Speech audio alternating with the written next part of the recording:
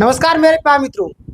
1 to 5 में ऐसे ऐसे चौंकाने वाले खुलासे सामने आ रहे हैं जिसे सुनकर जिसे देखकर आप भी हैरान हो जाएंगे। कितनी बड़ी तरीके से इन्होंने गलती किया है। आज मैं सारी चीज़ों के A to Z एक्सप्लेन करूंगा। जो लोग नए होंगे वीडियो को शेयर कर दीजिए, सबसे पहले सब्सक्राइब कर लीजिएगा। पूरा विस्तार से हम लोग चर्चा करेंगे। इस तरीके से छात्र को जो टॉर्चर किया जा रहा है, समझ में नहीं आते कि चाहती क्या है।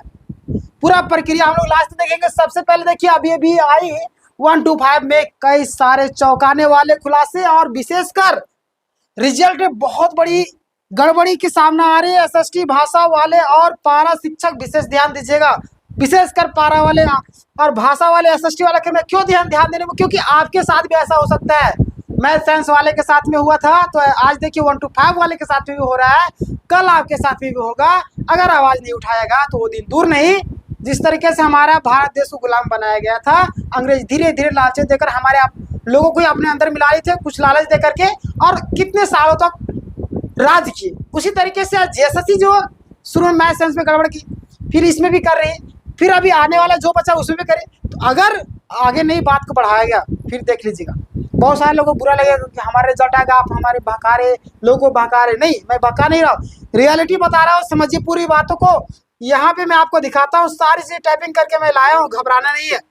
आपको पता है कि मैं आपके लिए तत्पर रहता हूँ। हर एक चीज, कोई भी अपडेट हो, कोई भी जानकारी हो, तुरंत आपके लिए लाता हूँ। सबसे पहले आप देखिए क्या क्या मुद्दे सामने आ रहे हैं, जिसे देखकर आपको मतलब क्या चाहती है मुझे समझ में नहीं आ रहा। सबसे पहले आप देख लीजिए, मैं ज्यादा टाइम नहीं लूंगा। यहाँ पे देखिएगा, रिजल्ट संशोधन रिवाइज जो आपका रिजल्ट आया, उसके नाम पर आरक्षित वर्ग के अभ्यर्थियों के साथ में क्या क्या बहुत बड़ा गड़बड़ी किया गया और इन्हें बाहर कर दिया गया है ना।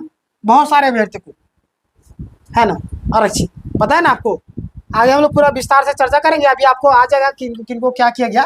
देखिएगा 1 to 5 में आपको पदों की भर्ती में आपको 448 कितना 448 में बोल रहा हूँ ना, 484 अभ्यर्थियों को बाहर किया गया। भाई इसका क्या गलती था, क्या गलती था? 484 लोग थे, इसका क्या गलती था? मैं सांस से भी निकाला ना, इससे भी निकाल रहा है। यानी कि इसका साफ साफ मंशा है, तुम ज्यादा से ज्यादा केस करो और भर्ती प्रक्रिया को, मामला को लंबा खींचो। पूरी तरीके से मंशा साफ नजर आ रही है। आप यहाँ पे देखिए और कई सारी चीजें। पूर्व में आपको 487 चयनित थे, जिसमें संशोधन के बाद 433 ही पास दिखाए गए, है ना। देखिएगा ये सारी चीजें जो दर्शाती है आपको, ये सारी चीजें आपको दर्शाती है कि कितना बड़ा लूप होल है ना। लूप होल है, कितना दर्शाती है। पहले इतना थे, है ना, लेकिन अभी इतना हो गया, 433 हो गया। बताइए, सुप्रीम कोर्ट के एक पुराने केस का हवाला देकर इन्हें क्या बोला, ये क्या कर दिया, बदलाव कर दिया। और क्या बोलते हैं ध्यान दीजिएगा, ये क्या बोलते हैं ध्यान दीजिएगा। केस सिविल अपील नंबर देख लीजिए यहाँ पे 8259 2009 government of NCT Delhi. Pradeep Kumar जो आपका रिजल्ट में दिया है वही वाला है यहाँ पे।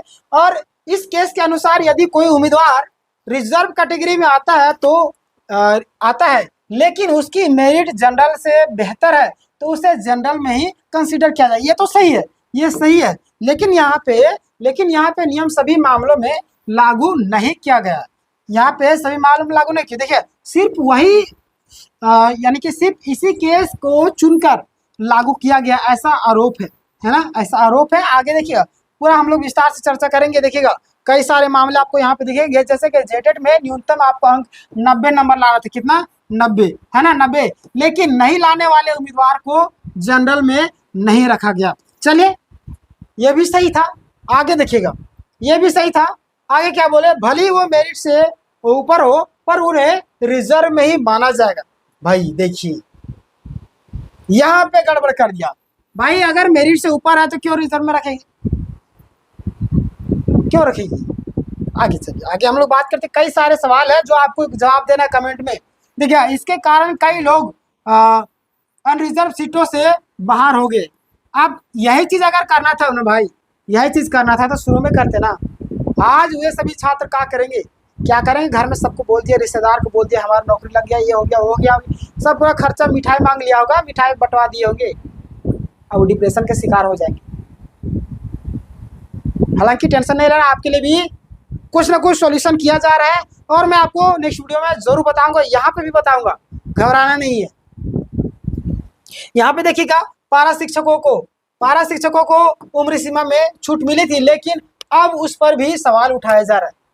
पारा शिक्षकों को भी उम्र सीमा में छूट मिली थी, लेकिन अभी भी सवाल उठाया जा रहा है। भाई बताइए, एक तो नौकरी नहीं लेते टाइम से, विज्ञापन टाइम से निकालते, अब तक जेटेट नहीं करवा पाए हैं, 8-9 साल से जेटेट नहीं करवा पा रहे हैं और अपना कमियों को देखते नहीं। छात्रों की कमी को देखना, ये है वो है, बोलते 26,000 एक सीट में से योग्य अभ्यर्थी नहीं मिल रहा है। अरे भाई, योग्य अभ्यर्थी नहीं मिल रहा है या आप नहीं देना चाह रहे, आप देना नहीं चाह रहे या योग्य अभ्यर्थी नहीं मिल रहा। आगे और देख लीजिए, यहाँ पे कई सारे सवाल उठ रहे हैं। नोटिफिकेशन के जो नोटिफिकेशन में अधिकतम आयु आपका 58 वर्ष था, लेकिन उसे नजरअंदाज कर उम्र सीमा को लेकर लोगों को बाहर किया जा रहा है। इसमें भी कई सारे सवाल उठ रहे हैं, इसका जवाब दीजिए। जो लोग बाहर हुए होंगे आप मुझे कमेंट करके बताइए कैसे कैसे, जो मैं आपको पॉइंट बता रहा हूँ ये पॉइंट है या नहीं है। प्रमुख सवाल जो उठ रहे हैं, कौन कौन से सवाल, देखिए, सिर्फ एक सुप्रीम कोर्ट केस का हवाला लेकर के रिजल्ट संशोधित करना न्याय संगत है क्या, बताइएगा। सिर्फ एक सुप्रीम कोर्ट का केस का हवाला देकर के पूरी प्रक्रिया को ही आगे बढ़ा देना, ये गलत है या सही है, आप मुझे बताइएगा, न्याय संगत है या नहीं। दूसरा सवाल, क्या अन्य संबंधित सुप्रीम कोर्ट या हाई कोर्ट केसों को नजरअंदाज कर दिया गया, आखिर क्यों, क्या रीजन थी। अगला प्रश्न आपके सामने, क्या यह संशोधन एक सोची समझी रणनीति के तहत किया गया जिससे आरक्षित वर्ग को बाहर किया जा सके, क्या बताइए इसका। बिल्कुल ऐसे ही लग रहा है, आप मुझे बताइए कमेंट में, आपके जवाब का इंतजार रहेगा। मुझे देखता हूँ कितने सारे छात्र एक्टिव रहते हैं। क्या करे अभ्यर्थी, अब आपको क्या करना है, जिनका रिजल्ट हुआ है, जिनका नहीं हुआ, भाषा वाले हो, आपका एसएसटी वाले हो, सेकेंड डिवी लिस्ट वाले हो, उसका भी हम लास्ट में बात करेंगे। देखिएगा क्या करना है अभ्यर्थी को, संविधान, अधिकार और न्याय की मांग। संविधान मैंने बोल दिया संवैधानिक, आपको पता है कि हमें, अगर कोई व्यक्ति नहीं सुनता है तो न्याय का दरवाज़ा खुला है, हमें वहाँ पे जाना चाहिए। और जैसे कि मैथ साइंस वाले कर रहे हैं, लगातार केस कर पिटिशनर बने, तो आपको भी बनना होगा, अन्यथा फिर कोई उपाय नहीं। इस भर्ती प्रक्रिया को ही भूल जाइए, हमारे अनुसार अगर बोले तो। इस फैसले को कोर्ट में चुनौती दी जा सकती है। 484 अभ्यर्थियों 484 अभ्यर्थियों का एकजुट होकर के याचिका दायर करना एक मजबूत कदम हो सकता है। देखिएगा, अगर आप लोग एकजुट होकर के कोई भी काम कर दिए, 484 समझ में आ रहा है, चलिए 84 को हटा दीजिए, 400 लोग ही, कम से कम 200 लोग भी अगर चले गए ना, 100 लोग भी चले गए ना, तो फिर यहाँ पे मामला अलग चला जाएगा। पूरी तरीके से देखिएगा, अगर इतने छात्र चले गए लेकिन जाएंगे नहीं, आप लोग अपना अधिकार को लेकर एक्टिव नहीं है, तो क्या मैं बोलूँ, अपना अधिकार को, इसीलिए पिटिशनर बेस्ड फैसला आता है। कई बार शिक्षकों के लिए पिटिशनर बेस्ड फैसला आता है, अन्य चीज़ें में नहीं आता, लेकिन शिक्षकों में ही पिटिशनर बेस्ड फैसला आता है। क्यों? क्योंकि आप शिक्षक बनने वाले दूसरों को अधिकार सिखाइएगा, कैसे आपको आगे बढ़ना है, आपको खुद अपने अधिकार को मालूम नहीं है, यानी कि आपको न्याय लेने का तरीका ही नहीं मालूम, तो बच्चों को क्या सिखाएगा।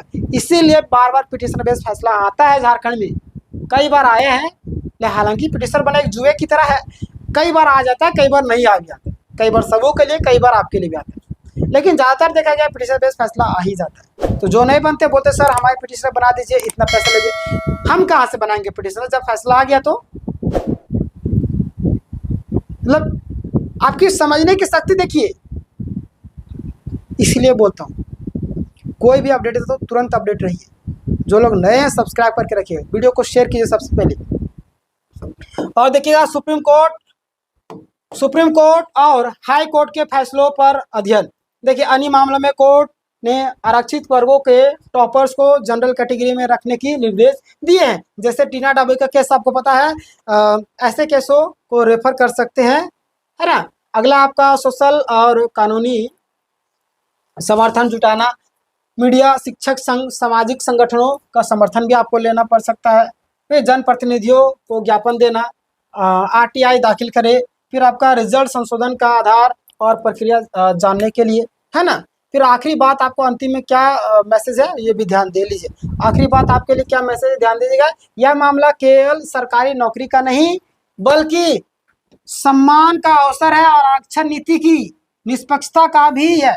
यदि सच में नियमों का पालन नहीं हुआ और चुनिंदा रूप में केस लागू कर बाहर किया गया तो यह गंभीर और संवैधानिक उल्लंघन बन सकता है। क्लियर। तो ये सारी चीजें मैंने आपको बता दिया। जो भी कैंडिडेट है, मैं आपसे बार बार कहता हूँ, चाहे आपके भाषा वाले हो, एसएसटी वाले, आपके साथ भी ऐसा हो सकता है, तो सबों का सपोर्ट करना चाहिए, सभी का समर्थन करना चाहिए। जितने भी लोग सेकंड डिवी लिस्ट का बहुत सारे छात्र इंतजार करें, तो अभी फर्स्ट लिस्ट का पहले कंप्लीट होती है, सेकंड लिस्ट की बात हम लोग बात करेंगे, यानी कि इस महीने के बाद ही सेकंड लिस्ट आ सकता है। क्लियर। तो ये था पूरा मामला। बहुत सारे कैंडिडेट के मन में कन्फ्यूजन रहता है, बहुत सारे लोग जो है परेशान रहते हैं, तो उन सभी से मैं कहना चाहता हूँ परेशान होने की कोई ज़रूरत नहीं। जितने लोग का रिजल्ट नहीं आया, आप लोग का रिजल्ट आएगा, मामला को आगे बढ़ाया जाएगा। बस अभी तो रिजल्ट ही आया ना, 3 बजे तो आसपास आया रात को, और अभी तो बाकी कई सारे मामले, कल से केस होना स्टार्ट हो जाएगा, है ना। झारखंड में ऐसी कोई भी विज्ञापन नहीं जो बिना केस हुए प्रक्रिया कंप्लीट हो जाए, है ना। तो जो लोग नए होंगे सब्सक्राइब कर लीजिए। सब्सक्राइब करने का तरीका भी बहुत सारे लोगों को मालूम नहीं होते। सब्सक्राइब करना फ्री ऑफ कॉस्ट है।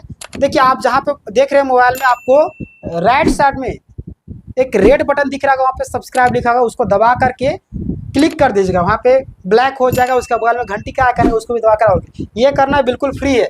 ऐसा करने से आपके पास नोटिफिकेशन सबसे पहले चली जाएगी और आप हमारी वीडियो को सबसे पहले देखेंगे और जानकारी आप तक पहुँच जाएगी। बहुत सारे छात्रों को हमने हेल्प किया है, हमारे वीडियो को जाकर के आप देख लीजिए, आपको पता चल जाएगा। क्लियर। मिलते हैं नेक्स्ट वीडियो में, धन्यवाद।